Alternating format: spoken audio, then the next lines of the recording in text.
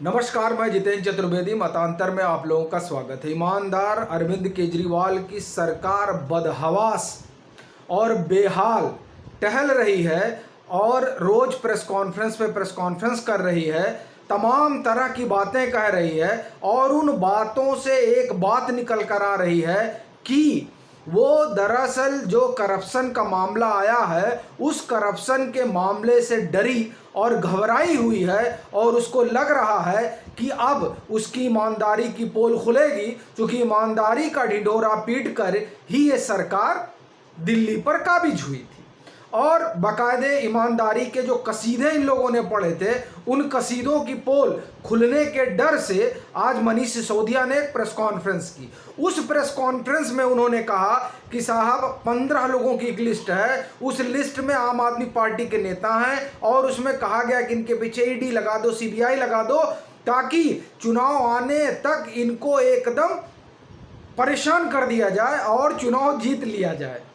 मतलब इस तरह का आरोप मनीष सिसोदिया ने लगाया है और उसके बाद में वो जो आरोप लगाया है उसको ट्वीट किया गया और उस ट्वीट को अरविंद केजरीवाल ने रिट्वीट किया और कहा कि साहब जनता का विश्वास जीतिए।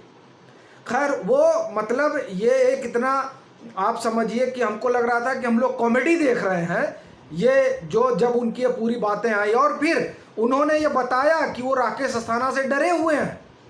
उन्होंने कहा कि अपने ब्रह्मास्त्र को नरेंद्र मोदी ले आए हैं, उनका नाम राकेश अस्थाना है और अब हम लोगों के ऊपर निशाना बनाया जाएगा। आप देखिए, जब विधानसभा में राकेश अस्थाना को लेकर एक प्रस्ताव लाया गया, एक बताइए राकेश अस्थाना एक अफसर है, उनको लेकर एक मुख्यमंत्री प्रस्ताव आता है, वो विधानसभा में क्या लेना देना है एक अफसर का विधानसभा से।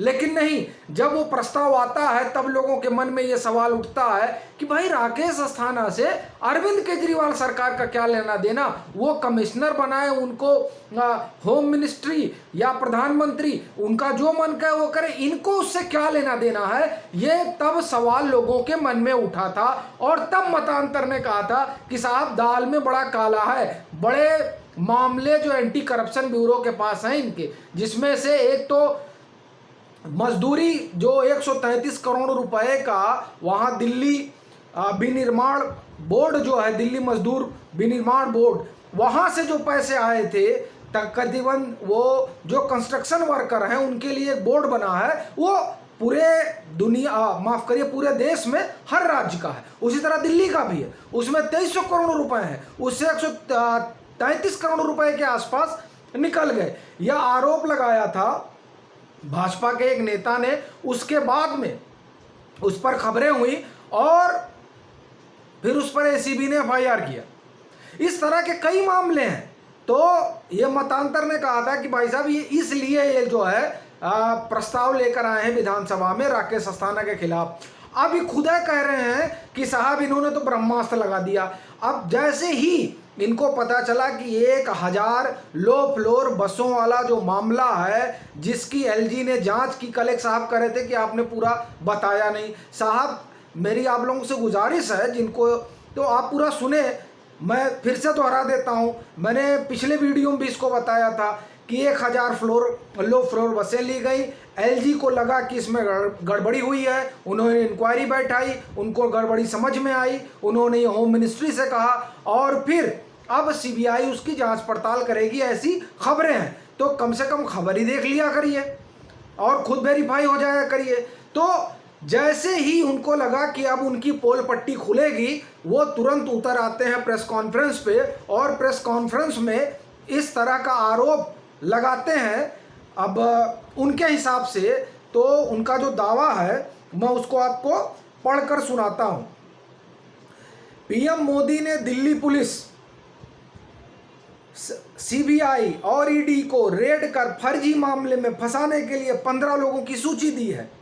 चुनाव से पहले हमें निशाना बनाने के लिए पीएम मोदी अपने ब्रह्मास्त्र राकेश अस्थाना का इस्तेमाल कर रहे हैं। आपकी बढ़ती लोकप्रियता से डरती है बीजेपी। मतलब ये पढ़ने में हंसी आ रही है और आप ये समझिए कि इसको अरविंद केजरीवाल ने रीट्वीट किया है। अब ये जो कहानी है, आप देखिए कितनी दिलचस्प कहानी है। 15 लोगों की सूची है, मतलब ये वैसे ही, और इस पर साजिया इल्मी ने बड़ा अच्छा जो है उस पर उन्होंने कमेंट किया है कि कौन से पेगासस से इसको पता लगा है वो।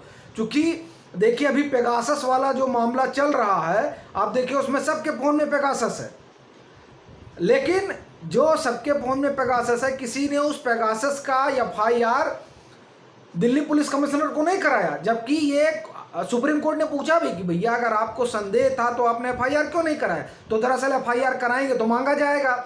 और आप देखिए पेगासस वाले में सिद्धार्थ वरदराजन ने बड़े हंसते हुए कहा था कि हमारे फ़ोन में तो है, हमने तो फॉरेंसिक जांच करवाई।